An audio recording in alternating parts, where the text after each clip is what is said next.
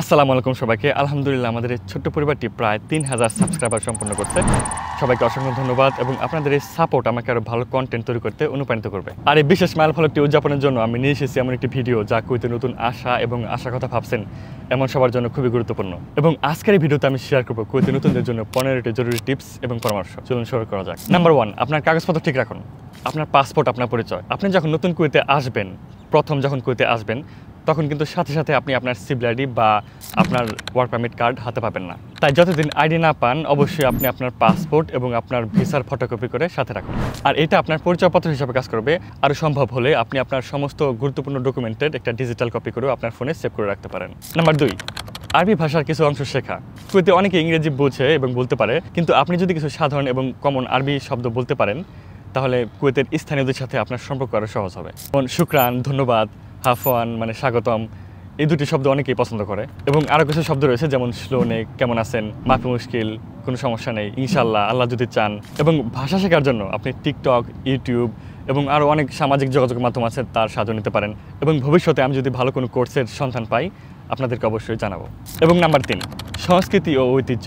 Kuwait একটি রক্ষণশীল দেশ এবং এখানে ধর্মীয় মূল্যবোধ, ঐতিহ্য এবং সামাজিক নিয়মকানুনকে খুব মূল্যায়ন দেওয়া হয়, খুব গুরুত্ব দেওয়া হয়। তাই অবশ্যই আপনার পোশাকে এবং আচরণে শালীনতা বজায় রাখা খুবই জরুরি, বিশেষ করে পাবলিক প্লেসে বা মসজিদের মতো ধর্মীয় স্থানে। নামাজের সময় অনেক দোকানপাট বা প্রতিষ্ঠান বন্ধ থাকে, তাই ধৈর্য ধরুন এবং আপনার কাজগুলো সেভাবে গুছিয়ে নিন। এবং নাম্বার 4, পাবলিক বিহেভিয়ার। মনে রাখবেন আপনার আচরণ আপনার পরিচয়। প্রকাশ্যে বা পাবলিক প্লেসে এমন কোনো আচরণ করবেন না যা অন্যদের জন্য অস্বস্তিকর।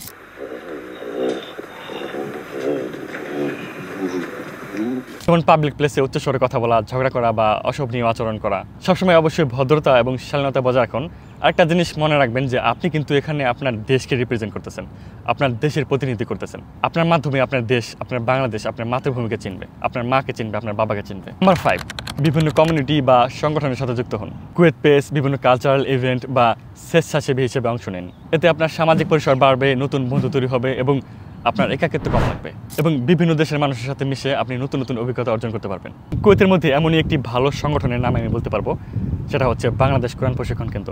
নাম্বার 6, সবাইকে সম্মান দিন। 2024 সালের আরব টাইমসের একটি রিপোর্ট অনুযায়ী কুয়েতের মোট জনসংখ্যা 50 লাখের প্রায় 34 লাখই প্রবাসী, যারা প্রায় 174টি ভিন্ন ভিন্ন দেশ থেকে এসেছেন। তাই অবশ্যই সব দেশের মানুষের সাথে ভালো ব্যবহার এবং সম্মান দেখাবেন। মনে রাখবেন, আপনি যখন একবার বাংলাদেশের মাটি থেকে বিদেশের উদ্দেশ্যে উড়লেন, তখন আপনি আপনার মাতৃভূমিকে, আপনার বাংলাদেশকে আন্তর্জাতিকভাবে রিপ্রেজেন্ট করতেছেন, প্রতিনিধিত্ব করতেছেন, অর্থাৎ আপনার দেশের পতাকার সম্মান আপনার হাতে। নাম্বার 7, সাপ্তাহিক ছুটির দিন। কুয়েতের সপ্তাহ শুরু হয় রবিবার থেকে। শুক্রবার আর শনিবার হচ্ছে সরকারি সাপ্তাহিক ছুটির দিন বা উইকেন্ড।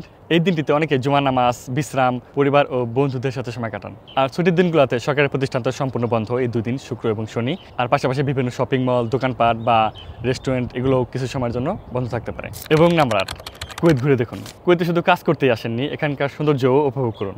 শুধু শপিং মল নয়, কুয়েত টাওয়ার, সুক মোবারকিয়া, যেটা কুয়েতের ঐতিহ্যবাহী একটা বাজার, ফায়লাকা আইল্যান্ড এবং মনোমুগ্ধকর মরুভূমি ঘুরে দেখার মতো অনেক জায়গা আছে। এবং আমারও পরিকল্পনা আছে ইনশাল্লাহ এই চ্যানেলটিতেই কুয়েতের দর্শনীয় স্থানগুলো ঘুরে ঘুরে আপনাদের দেখাবো।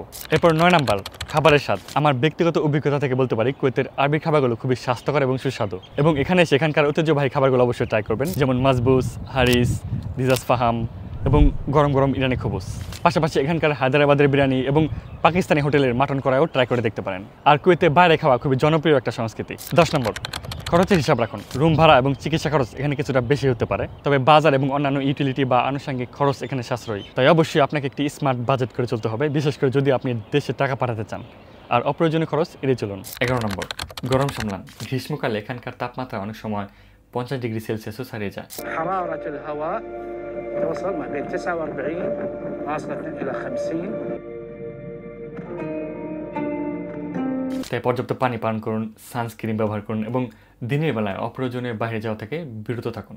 এবং সরকারি নির্দেশ অনুযায়ী সকাল 11টা থেকে বিকেল 4টা পর্যন্ত বাইরে কাজ করা নিষেধ। 12 নম্বর, সাবধানে গাড়ি চালান। কুয়েতের রাস্তা খুবই ব্যস্ত এবং গাড়ি চালানোর সময় সবসময় সিট বেল্ট ব্যবহার করুন এবং চলন্ত গাড়িতে মোবাইল ব্যবহার করা থেকে বিরত থাকুন এবং ট্রাফিক আইন মেনে চলুন। এবং আমরা জানি কুয়েতের আইন এবং ট্রাফিক আইন প্রায় পরিবর্তন হয়ে থাকে, সেক্ষেত্রে আপনি অবশ্যই আইনগুলো বুঝে জেনে মেনে চলার চেষ্টা করবেন। 13 নম্বর, ড্রাগ ও অ্যালকোহল। কুয়েতে ড্রাগ ও অ্যালকোহলের প্রতি জিরো টলারেন্স নীতি রয়েছে। এগুলো ব্যবহার ও বিক্রির সাথে জড়িত থাকলে আপনি বড় আইনি ঝামেলায় পড়বেন এবং এর শাস্তি হতে পারে দীর্ঘমেয়াদী কারাদণ্ড। তাই অবশ্যই এই ধরনের জিনিস থেকে দূরে থাকবেন। মনে রাখবেন, এই ধরনের অপরাধমূলক কাজের জন্য শুধু আপনি একা নন, আপনার প্রিয় মাতৃভূমিকেও এর ফল ভোগ করতে হয়। এমনিতেই মাঝে মাঝে বাংলাদেশিদের কোনো দোষ না থাকলেও দোষী বানানো হয়। যেমন এই কয়েকদিন আগেই ভেজাল মদ পানের কারণে প্রায় 23 জন প্রবাসী মারা গিয়েছিল এবং সেই ঘটনায় গ্রেপ্তারকৃত মদ কারখানার প্রধান 3 হোতার একজনকে বাংলাদেশি বলে দাবি করা হলেও এবং আমাদের বাংলাদেশি দূতাবাস অত্যন্ত গুরুত্বের সাথে বিষয়টি তদন্ত করে নিশ্চিত করেন যে কোনো বাংলাদেশি এই ঘটনার সাথে জড়িত ছিল না এবং এত সুন্দর কার্যকরী পদক্ষেপ নেওয়ার জন্য আমাদের বাংলাদেশি দূতাবাসকে অসংখ্য ধন্যবাদ। 14 নম্বর,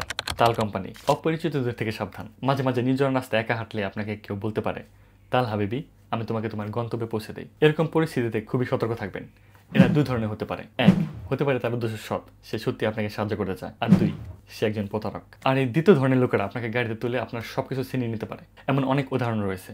তাই অবশ্যই অপরিচিতদের থেকে সাবধান। এদের থেকে লিফট নেবেন না, আপনার নিরাপত্তা সবার আগে। এবং সবশেষ 15 নাম্বার, কুয়েতের জরুরি নাম্বারগুলো জানুন। আর কুয়েতের সব ধরনের জরুরি সেবার জন্য একটাই নাম্বার ব্যবহার হয়, সেটা হচ্ছে 112। আর এই নাম্বারে কল করলে আপনার পুলিশ, অ্যাম্বুলেন্স, ফায়ার সার্ভিস যেটা আপনার দরকার সেটাতে তারা সংযোগ করে দেবে। মানে আলাদা আলাদা করে নাম্বার মুখস্থ করার কোনো দরকার নেই, শুধু 112তে ডায়াল করলে চলবে। ভিডিও শেষ করার আগে একটা বিষয় আপনাদের সাথে শেয়ার করি। আমি লক্ষ্য করেছি যে আমাদের দেশের অনেক মানুষ কুয়েতে আসতে আগ্রহী এবং আপনারা অনেকেই অনেক কিছু না জেনে এই দেশটিতে আসেন। কিন্তু মনে রাখবেন, সব দেশ সবার জন্য সঠিক গন্তব্য নাও হতে পারে। হ্যাঁ, এটা সত্যি যে কুয়েতের কারেন্সি অনেক স্ট্রং, যেমন কুয়েতের 1 টাকা সমান বাংলাদেশের 400 টাকা এবং কুয়েত পৃথিবীর ধনী দেশগুলোর মধ্যে একটি।